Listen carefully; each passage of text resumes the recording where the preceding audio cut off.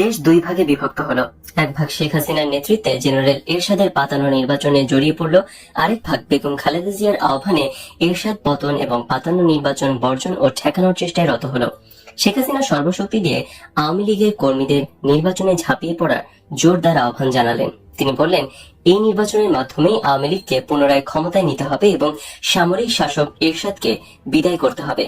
শেখ হাসিনার আহ্বানে স্বতঃস্ফূর্তভাবে জনগণ এগিয়ে না এলেও আওয়ামী লীগের কর্মী এবং সমর্থকরা স্বতঃস্ফূর্তভাবে এগিয়ে এলো। আওয়ামী লীগের কর্মী এবং সমর্থকরা সারা দেশে একটা নির্বাচনী পরিবেশ সৃষ্টি করে তুলল। এই সময় ফিলিপাইনে সামরিক একনায়ক জেনারেল মার্কোসের বিরুদ্ধে নিহত জননেতা মিস্টার অ্যাকুইনোর বিধবা স্ত্রী মিসেস কোরাজন অ্যাকুইনো প্রেসিডেন্ট পদে নির্বাচনে প্রতিদ্বন্দ্বিতা করছে। সারা বিশ্ব ফিলিপাইনের দিকে তাকিয়ে আছে। ঠিক এমনই মুহূর্তে বাংলাদেশেও সামরিক শাসকের বিরুদ্ধে গণতান্ত্রিক নির্বাচন ফিলিপাইনের মতোই প্রায় দৃষ্টি আকর্ষণ করেছে। শেরেবাংলা নগরে মানিক মিয়া অ্যাভিনিউয়ে আওয়ামী লীগের শেষ নির্বাচনী জনসভা, বিশাল নির্বাচনী জনসভা। এর মাত্র 2 দিন আগে ফিলিপাইনে নির্বাচন হয়ে গেছে। সামরিক একনায়ক জেনারেল মার্কোস নির্বাচনের ফলাফল পাল্টে দিয়ে নিজেকেই বিজয়ী ঘোষণা করেছে। অপরদিকে মিসেস কোরাজন অ্যাকুইনো ওই ফলাফল প্রত্যাখ্যান করে নিজেকে বিজয়ী ঘোষণা করেছেন। মিসেস কোরাজন অ্যাকুইনোর পক্ষে ফিলিপাইনের জনগণ রাস্তায় নেমেছে, আর সেই জনগণকে দমিয়ে রাখার জন্য একনায়ক মার্কোসের পক্ষে সেনাবাহিনী ট্যাঙ্ক নিয়ে রাস্তায় বেরিয়ে এসেছে। একদিকে জনগণের বিক্ষোভ, অপরদিকে সামরিক বাহিনীর ট্যাঙ্ক। ফিলিপাইনের অবস্থা গত 2 দিন থেকে খুবই উত্তপ্ত। জনগণও বিক্ষোভে সামিল হওয়ার জন্য জেনারেল মার্কোসের কারফিউ ভেঙে রাস্তায় বেরিয়ে এসেছে, আর সেই জনগণের দিকে তাক করে ট্যাঙ্ক নিয়ে ধেয়ে আসছে সেনাবাহিনী।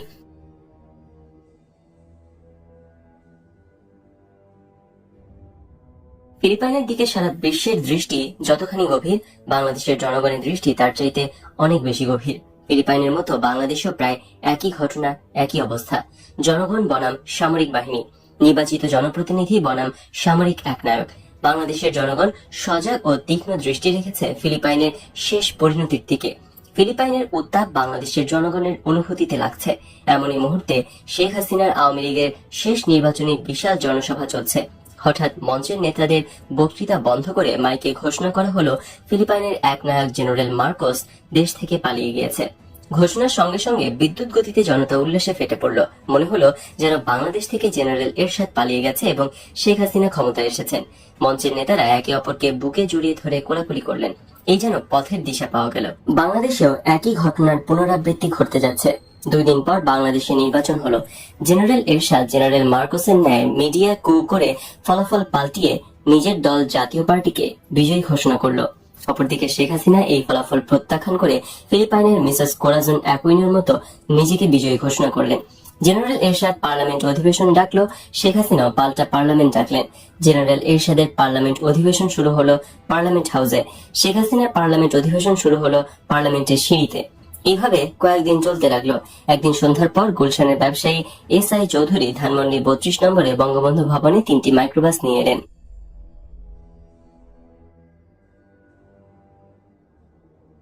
আগে থেকে অপেক্ষায় থাকা বঙ্গবন্ধু কন্যা জননেত্রী শেখ হাসিনা দৌড়ে এলেন এবং এসআই চৌধুরীকে নিয়ে বঙ্গবন্ধু ভবনের লাইব্রেরিতে বসিয়ে সঙ্গে সঙ্গে তিনি বেরিয়ে এসে মাইক্রোবাস থেকে দ্রুত ছালার বস্তাগুলো আগের জায়গায় নামিয়ে রাখতে বললেন। যথারীতি বস্তাগুলো নামিয়ে নির্দিষ্ট জায়গায় রাখা হলো। নেত্রী মাইক্রোবাসের সঙ্গে আসা বঙ্গবন্ধু ভবনের বাইরে থাকা সাদা পোশাকের অস্ত্রধারী ব্যক্তিদের চা খাওয়ানোর কথা বললে এসআই চৌধুরী আপত্তি করে এখনই চলে যেতে হবে বলে তখনই বিদায় নিলেন। নেত্রীরাকে মাইক্রোবাস থেকে তুলে দিয়ে ফিরে গেলেন। অনুমান করা গেল নির্বাচনে যাওয়ার আগে 9-10 বস্তা 10 কোটি টাকা ছিল, আর এখন 13 বস্তায় 15 কোটি টাকা। বাংলাদেশের জনগণের আশা ছিল, আকাঙ্ক্ষা ছিল, শেখ হাসিনা ফিলিপাইনের মিসেস কোরাজন অ্যাকুইনোর মতো আপোষহীন থাকবেন, জনগণকে রাস্তায় বেরিয়ে আসার আহ্বান জানাবেন। জনগণ রাস্তায় বেরিয়ে আসবে, সামরিক একনায়ক এরশাদের বিরুদ্ধে আন্দোলন করবে। এরশাদ জনগণের বিপক্ষে সেনাবাহিনী এবং ট্যাঙ্ক নামাবে। জনতার প্রতিরোধের মুখে সেনাবাহিনী এবং ট্যাঙ্ক অকার্যকর হবে। সামরিক স্বৈরাচার এরশাদ দেশ থেকে পালিয়ে যাবে। কিন্তু না, বঙ্গবন্ধু কন্যা জননেত্রী শেখ হাসিনা জনতার সমস্ত আশা আকাঙ্ক্ষা জলাঞ্জলি দিয়ে নীরবে নিঃশব্দে এরশাদের পার্লামেন্টের বিরোধী দলের নেত্রী হলেন। দেশ থেকে সামরিক শাসন এবং সমন্বয়ক স্বৈরাচারী এরশাদ তো গেলই না, বরং 1986 নির্বাচনের পাতানো খেলায় সামরিক একনায়ক জেনারেল এরশাদ পূর্বের চাইতে আরো শক্তিশালী রূপে জগদ্দল পাথরের ন্যায় জনগণের ঘাড়ে চেপে বসল।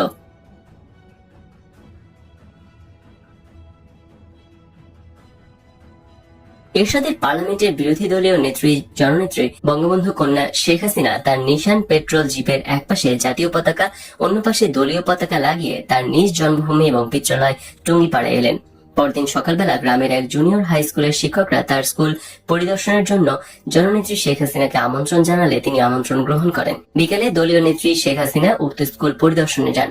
গ্রামের পথ মাটির পথ, সেই পথে বঙ্গবন্ধু কন্যা শেখ হাসিনা যাচ্ছে। মাইলখানেক যাওয়ার পর দেখা গেল স্কুল, একটা মাঠ, তার 3 দিকে লম্বা 3টি বড় টিনের ঘর। 3টি ঘরে দুটোর অর্ধেকের বেশি ভেঙে পড়েছে, একটি ভালো আছে। এই ভালো ঘরটি বেশি দিন হয়নি তৈরি হয়েছে, আর ভাঙা 2টি ঘর জরাজীর্ণ হয়ে ভেঙে পড়েছে। কেউ নেই তা দেখার, তা বোঝাই যাচ্ছে। দূর থেকে দেখা যাচ্ছে এবং শোনা যাচ্ছে স্কুলের মাঠে 500-700 শিশু কিশোর এবং বালক লাইনে দাঁড়িয়ে আছে এবং স্লোগান দিচ্ছে, জয় শেখ হাসিনা, জয় বঙ্গবন্ধু। বলতে গেলে এদের কারোর গায়ে জামা নেই, মাঝে মাঝে কেউ কেউ আছে সম্পূর্ণ বিবস্ত্র, অর্থাৎ গায়ে জামা তো নেই, পরনের প্যান্টও নেই, সম্পূর্ণ উলঙ্গ হয়ে লাইনে দাঁড়িয়ে আছে আর তীব্র কণ্ঠে স্লোগান দিয়ে যাচ্ছে, জয় শেখ হাসিনা, জয় জাতির পিতা শেখ মুজিব। ভেঙে পড়ে থাকে স্কুল ঘর, আর সেই স্কুল মাঠে দাঁড়িয়ে আছে 500-700 বস্ত্রহীন শিশু কিশোর আর বালকের দল। এই হচ্ছে শেখ হাসিনার এবং শেখ হাসিনার পিতার জন্মভূমির চেহারা। শিক্ষালয় বিধ্বস্ত, গায়ে বস্ত্র নেই। এরা দিনে দিনে আরো বড় হলে অন্ন পাবে কোথায়? দেখে গা শিউরে উঠল। হঠাৎ মনে হলো, আমাদের মাঝে তো বঙ্গবন্ধু কন্যা এরশাদের বিরোধী দলীয় নেত্রী শেখ হাসিনা আছেন, দেখি তিনি কি বলেন। মাঠের এক কোনায় একটি জীর্ণ টেবিল, একটি চেয়ার আর একটি মাইক লাগানো আছে। বিরোধী দলীয় নেত্রী ধীরে ধীরে এই টেবিলের সামনে এলেন, কিন্তু চেয়ারে বসলেন না, সরাসরি মাইকে বক্তব্য শুরু করলেন। তিনি ভাঙা বিধ্বস্ত শিক্ষালয়ের কথা বললেন না, বললেন না বালকদের বস্ত্রহীনতার কথা, বললেন না ভবিষ্যতের অন্ন সংস্থানের কথা, অন্ন, বস্ত্র, শিক্ষা এসব তিনি কিছুই বললেন না। তিনি বললেন, এত বড় মাঠ, এত বড় মাঠের কথা শহরের ছেলেরা তো চিন্তাই করতে পারে না। মাঠ ভরে গাছ লাগিয়ে দেবেন, অনেক গাছ লাগাবেন। নেত্রী সফর সঙ্গীদের মধ্যে থেকে একজন বললেন, পেয়ারা গাছ লাগাবেন, ছেলেরা খেতে পারবে। সঙ্গে সঙ্গে বিরোধী দলীয় নেত্রী বললেন, হ্যাঁ হ্যাঁ, পেয়ারা গাছ লাগাবেন, এই ছেলেরাই খেতে পারবে। অতঃপর নেত্রী ফিরে এলেন তার নিজের বাড়িতে। সামরিক একনায়ক জেনারেল এরশাদ একাধারে রাষ্ট্রপ্রধান এবং সরকার প্রধান, শেখ হাসিনা তার রাবার স্ট্যাম্প পার্লামেন্টের বিরোধী দলীয় নেত্রী। অপরদিকে গৃহবধূ বেগম খালেদা জিয়া আপোষহীন মনোভাব নিয়ে তার সংগঠন বিএনপিকে শক্ত ভিত্তির উপর দাঁড় করিয়ে একক আন্দোলনের চেষ্টায় রত। জনগণের কাছে ধীরে ধীরে বেগম খালেদা জিয়া আপোষহীন নেত্রী হিসেবে ঠাঁই পেতে শুরু করেছেন এবং মাঝে মাঝে আন্দোলনের কর্মসূচি দেওয়াও আরম্ভ করেছেন। বেগম জিয়ার আন্দোলনের কর্মসূচির সঙ্গে তাল মিলিয়ে শেখ হাসিনা কৌশলে কর্মসূচি দিয়ে যাচ্ছেন। স্বৈরাচার জেনারেল এরশাদের সঙ্গে বঙ্গবন্ধু কন্যা জননেত্রী শেখ হাসিনাকে রেখে বেগম খালেদা জিয়া একক আন্দোলন করলে কাঙ্ক্ষিত ফল আসবে না ভেবে মোটরসাইকেল আরোহী আন্দোলনে আন্তরিকতার বিষয়ে প্রশ্ন করলে বঙ্গবন্ধু কন্যা শেখ হাসিনা জবাব দেন, আমি শেখ হাসিনা আছি ম্যাডাম, অর্থাৎ খালেদা জিয়ার পেছনে পেছনে। ম্যাডাম যে কর্মসূচি দেবে আমিও সেই কর্মসূচি দেব, যাতে মনে হয় আমিও আন্দোলনে আছি। আন্দোলন সফল করে তোলার প্রশ্নে আওয়ামী লীগ কর্মীদের বলিষ্ঠ ভূমিকার বিষয় জানতে চাওয়া হলে শেখ হাসিনা বলেন, আওয়ামী লীগ কর্মীদের বলে দেবে তারা যেন আন্দোলন খেলা করে, কিন্তু আন্দোলন যেন না করে, অর্থাৎ আন্দোলনের সাথে থেকে আন্দোলনের পিঠে ছুরি মারতে হবে। ম্যাডামকে ব্যর্থ করে ঘরে বসিয়ে দিতে হবে, আর যাতে রাজনীতিতে নাম না দেয়। জনগণ এবং আওয়ামী লীগের মাঠকর্মীরা এরশাদ পতনের আন্দোলনের জন্য এতই উদ্গ্রীব যে আন্দোলনের প্রশ্নে বঙ্গবন্ধু কন্যা শেখ হাসিনার স্পষ্ট নির্দেশ থাকা সত্ত্বেও আন্দোলনে বলিষ্ঠ ভূমিকা পালন করতে থাকে। যখন আওয়ামী লীগের কর্মীদের কাছে জননেত্রী শেখ হাসিনার আন্দোলন না করার গোপন নির্দেশ পৌঁছানো হলো, তখন আওয়ামী লীগ কর্মীরা সভানেত্রী শেখ হাসিনার মুখ থেকে সরাসরি এই নির্দেশ শুনতে চাইল। কিন্তু বঙ্গবন্ধু কন্যা শেখ হাসিনার পক্ষে সরাসরি এই নির্দেশ দেওয়া সম্ভব হলো না। ফলে আন্দোলনের নেতৃত্ব দিতে থাকলেন বেগম খালেদা জিয়া, আর জীবন দিতে থাকলো নূর হোসেন সহ আওয়ামী লীগ কর্মীরা।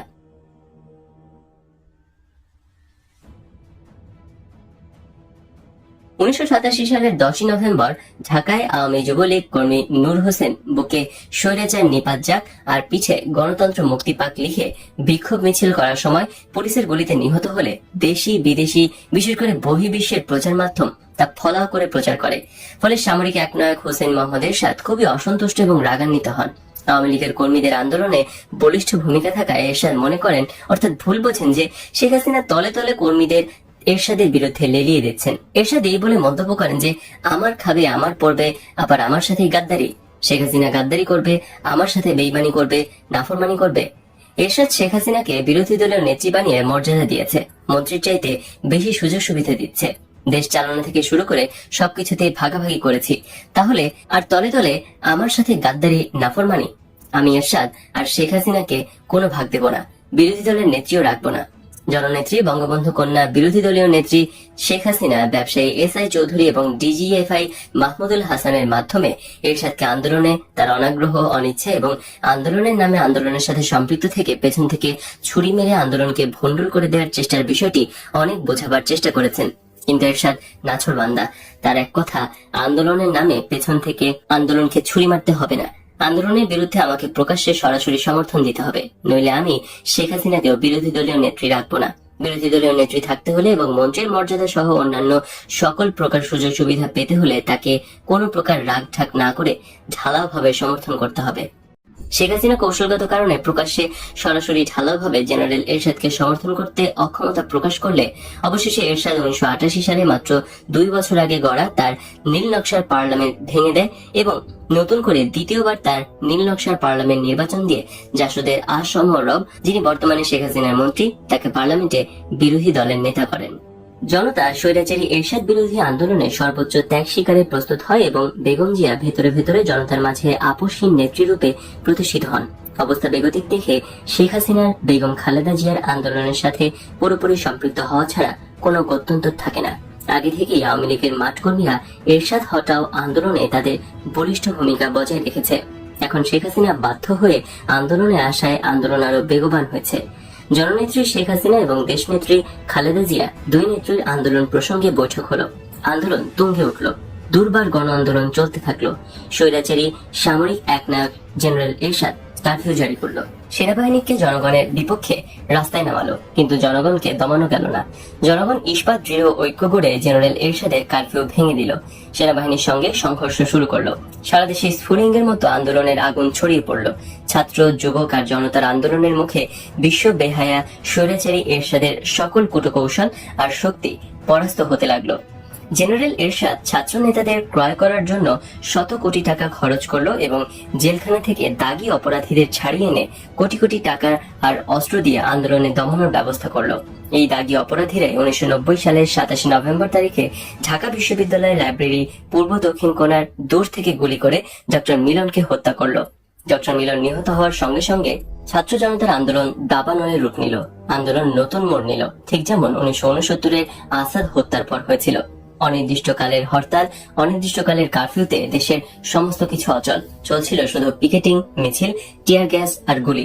সেনাবাহিনীর উচ্চপদস্থ অফিসারগণ, সেনাবাহিনীর প্রধান জেনারেল নুরুদ্দিন খান, যিনি বর্তমানে শেখ হাসিনা সরকারের মন্ত্রী, তাকে সেনাবাহিনীর উচ্চপদস্থ অফিসারদের একটি গোপন বৈঠক করতে বাধ্য করল এবং সেই বৈঠকে প্রেসিডেন্ট জেনারেল এরশাদকে আর সমর্থন না করার সিদ্ধান্ত হয়। সেনাবাহিনীর প্রধান লেফটেন্যান্ট জেনারেল নুরুদ্দিন খানকে বৈঠকের এই সিদ্ধান্ত প্রেসিডেন্ট এরশাদকে জানিয়ে দেওয়ার দায়িত্ব দিলে তিনি এই দায়িত্ব পালনে অপারগতা প্রকাশ করলে নবম ডিভিশনের GOC major general Abdus Salam বৈঠকের এই সিদ্ধান্ত প্রেসিডেন্ট এরশাদকে জানিয়ে দেওয়ার দায়িত্ব নেন এবং বৈঠক থেকে সোজা ঢাকা সেনা ভবনে গিয়ে প্রেসিডেন্ট এরশাদকে সেনাবাহিনীর উচ্চপদস্থ অফিসারদের বৈঠকে তাকে আর সমর্থন না করার সিদ্ধান্তের কথা স্পষ্ট জানিয়ে দেন। তখন স্বৈরাচারী হোসেন মোহাম্মদ এরশাদ সম্পূর্ণ ভেঙে বিধ্বস্ত হয়ে পড়ে এবং তারপরই পদত্যাগ করার সিদ্ধান্ত নেয়। এই পদত্যাগের সিদ্ধান্ত কার্যকরী করার জন্য প্রথমে উপরাষ্ট্রপতি ব্যারিস্টার মওদুদ আহমেদ পদত্যাগ করেন এবং সুপ্রিম কোর্টের প্রধান বিচারপতি শাহাবুদ্দিন আহমেদ উপরাষ্ট্রপতি হন। তারপর রাষ্ট্রপতি জেনারেল এরশাদ উপরাষ্ট্রপতি বিচারপতি শাহাবুদ্দিন আহমেদের কাছে পদত্যাগ করলে উপরাষ্ট্রপতি শাহাবুদ্দিন আহমেদ অস্থায়ী রাষ্ট্রপতি হন এবং তার নেতৃত্বে তত্ত্বাবধায়ক সরকার গঠন করে 1991 সালের 27 ফেব্রুয়ারি জাতীয় সংসদের নির্বাচন দেন। বাংলাদেশের ইতিহাসে এই প্রথম দেশের সব কয়টি রাজনৈতিক দল স্বাধীন, মুক্ত এবং স্বেচ্ছায় স্বতঃস্ফূর্তভাবে রাষ্ট্রপতি বিচারপতি শাহাবুদ্দিন আহমেদের নেতৃত্বে গঠিত তত্ত্বাবধায়ক সরকারের অধীনে জাতীয় নির্বাচনে অংশগ্রহণ করে। নির্বাচনী প্রক্রিয়া দ্রুত এবং জোরদারভাবে এগিয়ে চলছে। নির্বাচনে অংশগ্রহণকারী সকল দল প্রার্থী মনোনয়ন চূড়ান্ত করেছে। তাদের জনগণও এই প্রথম মুক্ত, স্বাধীন এবং নিরপেক্ষভাবে আমার ভোট আমি দেব, যাকে খুশি তাকে দেওয়ার দৃঢ় মনোভাব নিয়ে আগামী 27 ফেব্রুয়ারি 1991 ভোট দেওয়ার স্বতঃস্ফূর্ত সিদ্ধান্ত নেয়। সারা দেশে চলছে ব্যাপক নির্বাচনী প্রচার অভিযান। পোস্টার আর দেয়াল লিখনে ভরে গেছে সমস্ত জায়গা। দিবারাত্রি চলছে মিছিল, মিটিং। আওয়ামী লীগ এবং বিএনপি মূলত এই দুটি দলের মধ্যে তীব্র নির্বাচনী প্রতিদ্বন্দ্বিতা হবে। বিএনপি এবং আওয়ামী লীগ এই দুটি দলের কোথায় কে জিতে কে হারে বলা কঠিন। এরই মধ্যে এক সাংবাদিক সম্মেলনে জননেত্রী বঙ্গবন্ধু কন্যা আওয়ামী লীগ সভানেত্রী শেখ হাসিনা বললেন, বিএনপি 10টির বেশি সিট পাবে না। অর্থাৎ বিএনপি 300 আসনের মধ্যে 10টি আসনে বিজয়ী হবে এবং 290টি আসনে পরাজিত হবে বলে শেখ হাসিনা বললেন। স্কুল, কলেজ, অফিস, আদালত, ঘরে বাইরে, মাঠে ঘাটে সর্বত্র নির্বাচনী আলোচনা আর প্রচারণা। এক কথায় নির্বাচনী প্রচারণা এখন তুঙ্গে। আজ 10ই ফেব্রুয়ারি ধানমন্ডি 32 নম্বরে বঙ্গবন্ধু ভবনের একটি কক্ষের রুদ্ধদ্বার বৈঠক বসল। সামনে 27 ফেব্রুয়ারি নির্বাচন। এই নির্বাচন উপলক্ষে আজকের বৈঠক। এই বৈঠকের আলোচনায় মোটরসাইকেল আরোহী যুক্তি দিয়ে বুঝিয়ে বলল, আওয়ামী লীগ ক্ষমতায় যাবে না। আগামী 27 ফেব্রুয়ারি নির্বাচনে আওয়ামী লীগ পরাজিত হবে এবং জননেত্রী বঙ্গবন্ধু কন্যা শেখ হাসিনা ঢাকার 2টি আসনে পরাজিত হবেন। বৈঠকে উপস্থিত রবিউল আলম চৌধুরী ক্ষিপ্ত হয়ে বললেন, মিয়া, আওয়ামী লীগ ক্ষমতায় যাবে না মানে কি? আওয়ামী লীগ তো ক্ষমতায় গিয়েই আছে। ওই যে পাশের ঘরে বসে আছে হোম সেক্রেটারি, সংস্থাপন সচিব, পররাষ্ট্র সচিব, অন্য পাশের ঘরে বসে আছেন পুলিশের আইজি, একটু আগে এসেছিল সেনাবাহিনীর প্রধান জেনারেল নুরুদ্দিন খান। তারপর বলেন আওয়ামী লীগ ক্ষমতায় যাবে না, শেখ হাসিনা প্রধানমন্ত্রী হবে না। মোটরসাইকেল আরোহী বলে, সেক্রেটারিরা যতই বসে থাকুক, পুলিশ প্রধান, সেনা প্রধান যতই সালাম দিয়ে যাক, 27 ফেব্রুয়ারি নির্বাচন জিতে আওয়ামী লীগের ক্ষমতায় যাওয়ার সম্ভাবনা খুবই কম। এই কথা বলার সঙ্গে সঙ্গে বৈঠকে উপস্থিত জননেত্রী বঙ্গবন্ধু কন্যা শেখ হাসিনা ক্রুদ্ধস্বরে বললেন, তুমি এখনই বের হয়ে যাও, আর আসবে না। বের হয়ে যেতে যেতে মোটরসাইকেল আরোহী বলে, নেত্রী, আপনি বের করে দিলে আমি বেরিয়ে যেতে বাধ্য, তবে আমি যা বললাম কদিন পরে আপনি তা বুঝবেন। 1991 সালের 27 ফেব্রুয়ারি শুধু বাংলাদেশের নির্বাচনী ইতিহাসে নয়, উপমহাদেশের নির্বাচনী ইতিহাসে এক নজিরবিহীন দৃষ্টান্ত স্থাপন করে নর নারী নির্বিশেষে জনগণ হাসতে হাসতে নিজেদের ভোটাধিকার প্রয়োগ করলো। ভোট গণনায় দেখা গেল আওয়ামী লীগ পরাজিত হলো। ঢাকার 2 আসনে জননেত্রী বঙ্গবন্ধু কন্যা শেখ হাসিনা বিপুল ভোটে ব্যক্তিগতভাবে পরাজিত হলেন।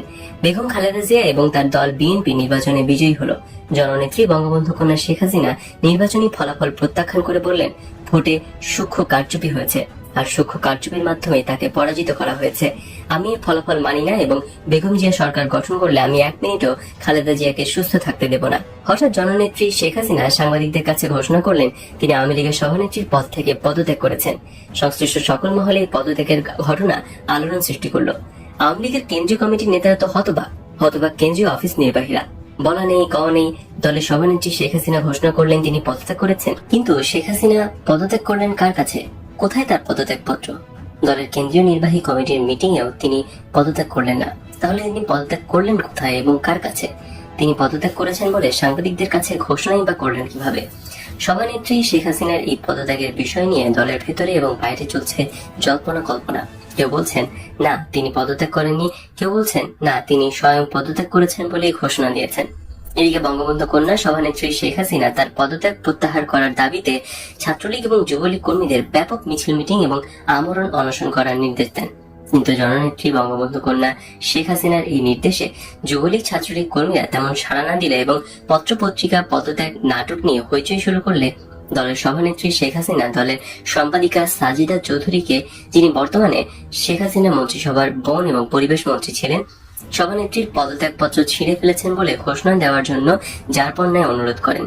এই অনুরোধের পরিপ্রেক্ষিতে সাজিদা চৌধুরী সভানেত্রী শেখ হাসিনা তার কাছে পদত্যাগপত্র দিলে তিনি তা ছিঁড়ে ফেলেছেন বলে ঘোষণা দেন এবং পদত্যাগ নাটকের অবসান ঘটান। মোটরসাইকেল আরোহী পুনরায় ফিরে এলে জননেত্রী বঙ্গবন্ধু কন্যা বিরোধী দলীয় নেত্রী সাদর সম্ভাষণ জানিয়ে তার ব্যক্তিগত পরামর্শকের দায়িত্ব এবং মর্যাদা পুনরায় ফিরিয়ে দেন। মোটরসাইকেল আরোহী জননেত্রী বঙ্গবন্ধু কন্যা বিরোধী দলীয় নেত্রী শেখ হাসিনাকে সদ্য সমাপ্ত নির্বাচন সম্পর্কে, নতুন সরকার সম্পর্কে আর কোনো কঠোর উক্তি না করে ধৈর্য ধরে অপেক্ষা করার পরামর্শ দেয়। রাষ্ট্রপতি বিচারপতি শাহাবুদ্দিন আহমেদের স্থলে নতুন রাষ্ট্রপতি নির্বাচনের সময় বিরোধী দলীয় নেত্রী জননেত্রী বঙ্গবন্ধু কন্যা শেখ হাসিনা হাজী মকবুল হোসেনকে 30 লক্ষ টাকার বিনিময়ে আওয়ামী লীগের পক্ষ থেকে রাষ্ট্রপতি পদপ্রার্থী করেন। অন্যদিকে এরশাদ এবং তার দল জাতীয় পার্টির সমর্থন নিয়ে সুপ্রিম কোর্টের সাবেক প্রধান বিচারপতি বদরুল হায়দার চৌধুরী রাষ্ট্রপতি হন। বিরোধী দলীয় নেত্রী জননেত্রী বঙ্গবন্ধু কন্যা শেখ হাসিনা হাজী মকবুলকে রাষ্ট্রপতি প্রার্থী করে রাখলে তার এবং তার দল আওয়ামী লীগের ভাবমূর্তি ক্ষুণ্ণ হবে, ঐতিহ্য নষ্ট হবে ইত্যাদি বুঝিয়ে সাবেক প্রধান বিচারপতি বদরুল হায়দার চৌধুরীকে সম্মিলিত বিরোধী দলীয় প্রার্থী করার পরামর্শ দিলে এক পর্যায়ে তিনি রাজি হন এবং বিচারপতি বদরুল হায়দার চৌধুরীকে ধানমন্ডি 32 নম্বর বঙ্গবন্ধুর কন্যা শেখ হাসিনা বিচারপতি বদরুল হায়দার চৌধুরীকে জামাতে ইসলামী বাংলাদেশের আমির, যুদ্ধ অপরাধী 71-এর ঘাতক অধ্যাপক গোলাম আজমের সঙ্গে দেখা করে দোয়া নিয়ে আসার জন্য বলেন। এদিকে হাজী মকবুল হোসেনকে রাষ্ট্রপতি প্রার্থিতা প্রত্যাহার করার জন্য বিরোধী দলীয় নেত্রী শেখ হাসিনা নির্দেশ দিলেও হাজী মকবুল প্রার্থিতা প্রত্যাহার করতে গড়িমসি শুরু করে। এক পর্যায়ে হাজী মকবুল হোসেন বঙ্গবন্ধু কন্যা শেখ হাসিনাকে দেয়া তার 30 লক্ষ টাকা ফেরত না পেলে রাষ্ট্রপতি প্রার্থিতা প্রত্যাহার করতে অস্বীকৃতি জানায়। তখন জননেত্রী, বিরোধী দলীয় নেত্রী বঙ্গবন্ধু কন্যা শেখ হাসিনা ধানমন্ডি 32 নম্বরে বঙ্গবন্ধু ভবনের লোক দিয়ে হাজী মকবুল হোসেনকে ডেকে প্রথমে ধমকে জিজ্ঞেস করেন তার মতো লোকের পক্ষে আওয়ামী লীগের রাষ্ট্রপতি হওয়ার প্রার্থী সাজে কিনা। তখন জননেত্রী, বিরোধী দলীয় নেত্রী বঙ্গবন্ধু কন্যা শেখ হাসিনা ধানমন্ডি 32 নম্বরে বঙ্গবন্ধু ভবনের লোক দিয়ে হাজী মকবুল হোসেনকে ডেকে প্রথমে ধমকে জিজ্ঞেস করেন তার মতো লোকের পক্ষে আওয়ামী লীগের রাষ্ট্রপতি প্রার্থী হওয়া সাজে কিনা। তারপর বলেন, আমি আপনার মতো লোককে আওয়ামী লীগের রাষ্ট্রপতি প্রার্থী করে বিরল সম্মানের এবং মর্যাদার অধিকার করেছি। এটি কি আপনার জন্য যথেষ্ট নয়? তাছাড়া নির্বাচনে তো জিতবেনই না, রাষ্ট্রপতি তো হতেই পারবেন না। এখন সম্মানের সাথে চুপচাপ বসে পড়েন। হাজী মকবুল আমতামতা করতে থাকলে বঙ্গবন্ধু কন্যা শেখ হাসিনা বলেন, আপনি যা করেছেন, যা দিয়েছেন, ভবিষ্যতে তা মনে রাখবো এবং পুষিয়ে দেব। এ নিয়ে আর উচ্চবাচ্য করে ভবিষ্যৎ খোয়াবেন না। নিঃশব্দে পদত্যাগ করে আমার প্রতি আনুগত্য দেখান। অতঃপর আওয়ামী লীগের রাষ্ট্রপতি প্রার্থী মকবুল হোসেন ভবিষ্যতের আশায় প্রার্থিতা প্রত্যাহার করে জননেত্রী শেখ হাসিনার প্রতি আনুগত্য প্রকাশ করে। বেগম খালেদা জিয়া বাংলাদেশের প্রধানমন্ত্রী এবং শেখ হাসিনা বিরোধী দলীয় নেত্রী। প্রধানমন্ত্রী বেগম খালেদা জিয়া এবং বিরোধী দলীয় নেত্রী শেখ হাসিনার মাঝে সহযোগিতার সম্প্রতি দূরের কথা, বরং বৈরিতা এবং হিংসা আগের চেয়ে আরো তীব্র হলো। এই সুযোগে স্বাধীনতা বিরোধী মৌলবাদী রাজনৈতিক দল জামাতে ইসলামী তাদের নেপথ্যের মূল নেতা যুদ্ধাপরাধী ঘাতক গোলাম আজমকে জামাত ইসলামীর প্রধান বানায়। এর প্রতিবাদে যুদ্ধাপরাধী ঘাতক গোলাম আজম সহ সকল যুদ্ধাপরাধের বিচারের দাবিতে 1992 সালের 11 ফেব্রুয়ারি শহীদ জননী জাহানারা ইমাম মুক্তিযুদ্ধের চেতনা বাস্তবায়ন এবং 71-এর ঘাতক দালাল নির্মূল জাতীয় সমন্বয় কমিটি নামে মুক্তিযুদ্ধের চেতনায় বিশ্বাসী একটি নতুন সংগঠন গড়ে তোলেন এবং আন্দোলন শুরু করেন। শহীদ জননী জাহানারা ইমামের নেতৃত্বে গড়ে ওঠা এই নতুন সংগঠনের আন্দোলন কর্মসূচিতে জনগণ ব্যাপক সাড়া দিল। নতুন প্রজন্ম শহীদ জননী জাহানারা ইমামের নেতৃত্ব এবং কর্মসূচিতে দারুণ উৎসাহ এবং আস্থা নিয়ে অংশগ্রহণ করতে থাকলো। বঙ্গবন্ধু কন্যা বিরোধী দলীয় নেত্রী শেখ হাসিনা অস্থির এবং উত্তেজিত হয়ে ওঠেন। তিনি কেবলই বলতে থাকেন, জাহানারা ইমাম নতুন দোকান খুলেছে, নতুন ব্যবসা ধরেছে, নেত্রী হতে চায়, জননেত্রী হতে চায়, ব্যবসার জায়গা পায় না, মুক্তিযুদ্ধের নাম নিয়ে ব্যবসা শুরু করেছে। মোটরসাইকেল আরোহী বঙ্গবন্ধু কন্যা শেখ হাসিনাকে বলে, নেত্রী এ কি বলছেন আপনি? সমগ্র জাতি জানে জাহানারা ইমাম শহীদ জননী। 71-এর মুক্তিযুদ্ধে তার ছেলে রুমি শহীদ হয়েছে, তিনি শহীদ জননী, আর আপনি কি বলছেন? বঙ্গবন্ধু কন্যা জননেত্রী শেখ হাসিনা উত্তেজিত হয়ে বলে, রাখো তোমার শহীদ জননী। ও কিসের শহীদ জননী? ওর ছেলে রুমি লুটপাট করতে গিয়ে নিজেদের গুলিতেই মারা গেছে। ওর স্বামী 1971 সালে যুদ্ধের সময় আর্মিদের সাপ্লাই করত। মোটরসাইকেল আরোহী বলে, এ কি বলছেন নেত্রী? এসব কথা জনসম্মুখে বললে হিতের বিপরীত হবে। বঙ্গবন্ধু কন্যা বললেন, এই জন্যই তো দম বন্ধ করে চুপ করে আছি এবং তোমাদের বলে রাখছি, তোমরা এগুলো বাইরে বলবে। ওরা ধানমন্ডি 32-এর রাস্তায় ঢুকতে ডান দিকের কোনায় প্রথম দ্বিতীয় দালা বাড়িতে থাকতো। আমাদের বাড়ির পূর্ব দিকের প্রথম বাড়িতে থাকতো। জাহানারা ইমামদেরও পাকিস্তান আর্মিরা পাহারা দিয়ে রাখতো। জাহানারা ইমামের জামাই পাকিস্তানি আর্মিদের সাপ্লাই করত। ওই সময় প্রচুর টাকা কামিয়েছে এরা, আর এখন এসেছে মুক্তিযুদ্ধের চেতনা বাস্তবায়ন করতে। আসলে এসেছে আমার নেতৃত্ব দখল করতে। আমি নির্বাচনে হেরেছি, এই সুযোগে তলে তলে খালেদা জিয়ার সাথে লাইন করে জননেত্রী হওয়ার পরিকল্পনায় আছে জাহানারা ইমাম। আর তাই গোলাম আজমের বিচার, যুদ্ধাপরাধীদের বিচার, মুক্তিযুদ্ধের চেতনা বাস্তবায়ন ইত্যাদি নানা কথার আড়ালে নেত্রী হওয়ার খায়েশ আছে। তোমরা এর থেকে সাবধান থাকবে এবং আমার সকল কর্মীদের সাবধান রাখবে, কেউ যেন জাহানারা ইমামের খপ্পরে না পড়ে। মোটরসাইকেল আরোহীর প্রশ্ন, নেত্রী আপনি কি জাহানারা ইমামের ঘাতক দালাল নির্মূল কমিটির কর্মসূচিতে যাবেন না? বঙ্গবন্ধু কন্যা শেখ হাসিনা জবাব দেন, সে আমি যাই বা না যাই, তোমরা যাবে না, আর আওয়ামী লীগের কোনো কর্মীকে যেতে দেবে না। বোঝো না, আমার তো ইচ্ছা না থাকলেও অনেক জায়গায় যেতে হয়। জাহানারা ইমামের মুক্তিযুদ্ধের নামে দেয়া কর্মসূচিতে হয়তো আমি কৌশলগত কারণে যাব, কিন্তু তোমরা যাবে না। শহীদ জননী জাহানারা ইমাম মুক্তিযুদ্ধের চেতনা বাস্তবায়ন এবং 71-এর ঘাতক দালাল নির্মূল জাতীয় সমন্বয় কমিটির আহ্বায়িকা হিসেবে ঘাতক গোলাম আজম সহ যুদ্ধাপরাধীদের বিচারের জন্য গণ আদালত গঠন করেন। 1992 সালের 26শে মার্চ স্বাধীনতা দিবসে জাহানারা ইমামের সভাপতিত্বে গণ আদালত ঘাতক যুদ্ধাপরাধী গোলাম আজমকে 10টি অভিযোগে ফাঁসির রায় দেয়। গণ আদালতের দেয়া গোলাম আজমের ফাঁসির এই রায় কার্যকরী করার জন্য শহীদ জননী জাহানারা ইমাম সরকারের কাছে আহ্বান জানালে এবং গণ আদালতে এই রায় কার্যকর করার দাবিতে আন্দোলনের কর্মসূচি দিলে যুদ্ধাপরাধী ঘাতক গোলাম আজম শেখ হেলাল উদ্দিন, যিনি বঙ্গবন্ধু শেখ মুজিবের একমাত্র আপন ভাই শেখ নাসিরের বড় ছেলে শেখ হাসিনার আপন চাচাতো ভাই, বর্তমানে তিনি বাগেরহাটের মোল্লারহাট এবং ফকিরের হাট নির্বাচনী এলাকায় আওয়ামী লীগের এমপি। তার ইন্দিরা রোডের বাসায় বিরোধী দলীয় নেত্রী জননেত্রী বঙ্গবন্ধু কন্যা শেখ হাসিনার সাথে গোপন বৈঠক বসে।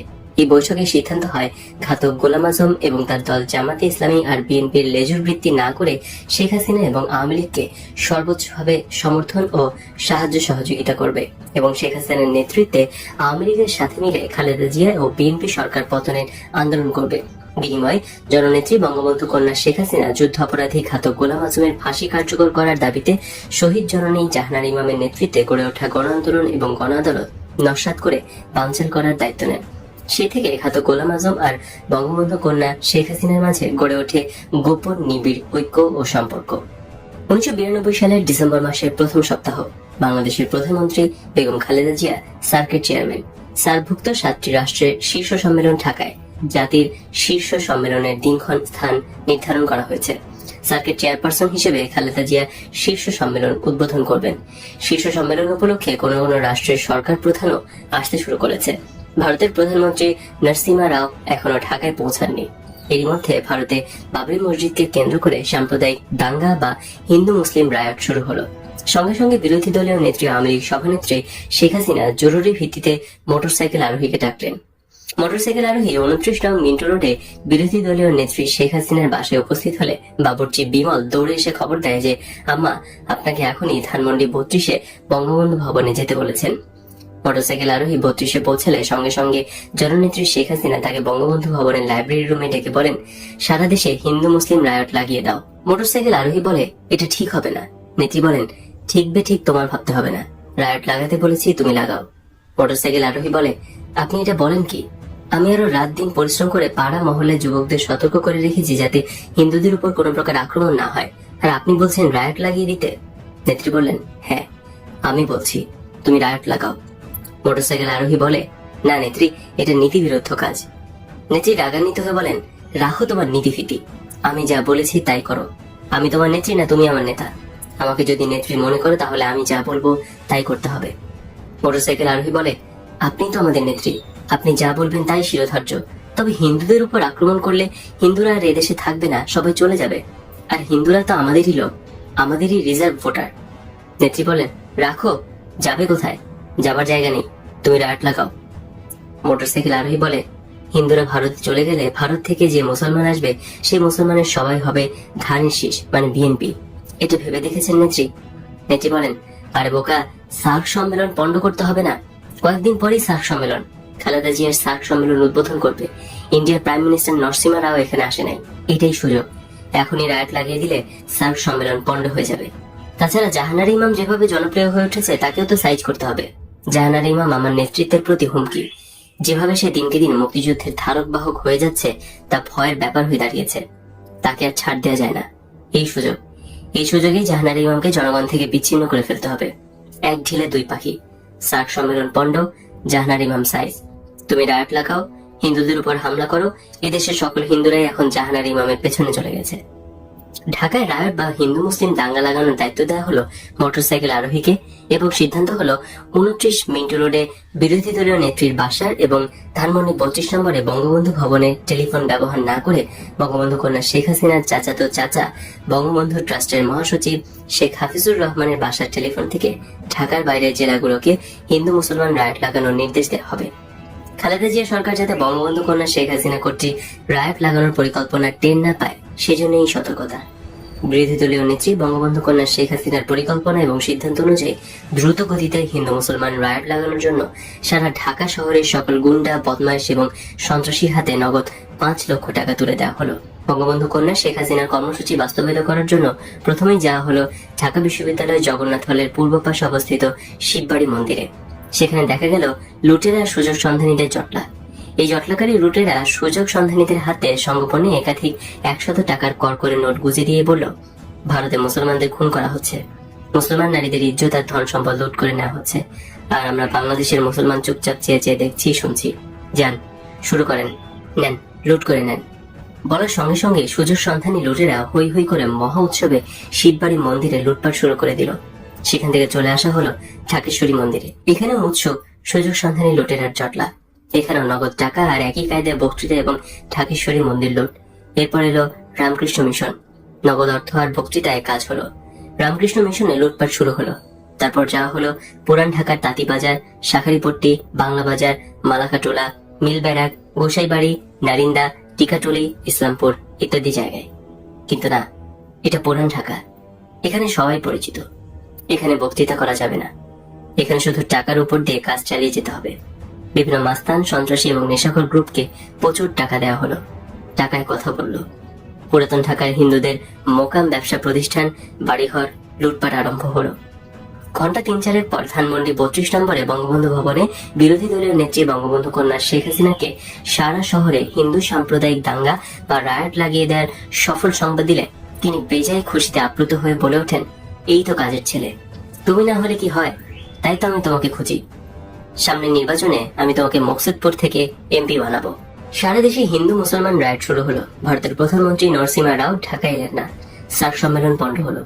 10 ডিসেম্বর 1992 সাল বৃহস্পতিবার ঘাতক দালাল নির্মূল কমিটির নেত্রী শহীদ জননী জাহানারা ইমামের ডাকে গণ আদালত কর্তৃক ঘোষিত যুদ্ধাপরাধী গোলাম আজমের ফাঁসির রায় কার্যকর করার দাবিতে মানববন্ধন কর্মসূচিতে হিন্দু সম্প্রদায় যোগদান করল না।